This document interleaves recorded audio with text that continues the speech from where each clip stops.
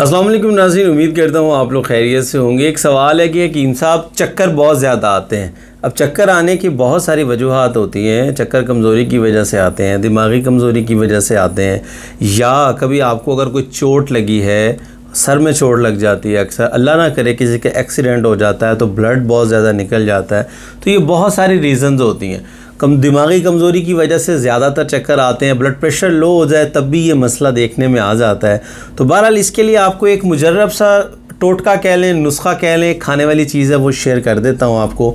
वो आपने इस्तेमाल करना है। बहुत ही बेहतरीन और मुजर्रब चीज़ है और उसके और भी बहुत सारे फ़ायदे हैं। एक तो आपको चक्कर तो बंद हो ही जाएंगे, उसके अलावा दिमागी कमज़ोरी भी दूर होना शुरू हो जाएगी, मैदा बड़ा फिट हो जाएगा आपका, और है भी मज़ेदार चीज़। इवन के बच्चे भी अगर हों तो वो भी शौक़ से खाएंगे। आपने मुरब्बा आंवला ले लेना है पंसारी की दुकान से। अच्छा, उसके ऊपर शीरा जो होता है ना, उसको आपने अच्छे तरीके से धो लेना है। ये आप जब पंसारी से लेके आएंगे तो वो शीरे के अंदर ही आपको आंवला देगा मुरब्बा, तो आपने ऐसे ही किसी जार में डाल के उसको रख लेना है।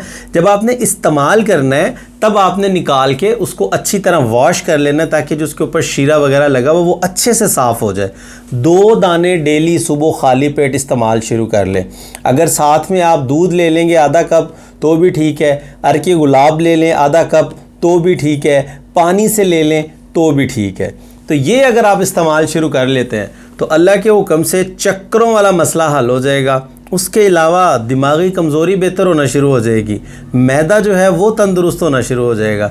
मतलब एक तीर से कई सारे शिकार आप लोग कर सकते हैं। तो इसको ज़रूर आजमाइएगा। बहुत बेहतरीन और मुजर्रब चीज़ है जो आप लोगों के साथ शेयर की है।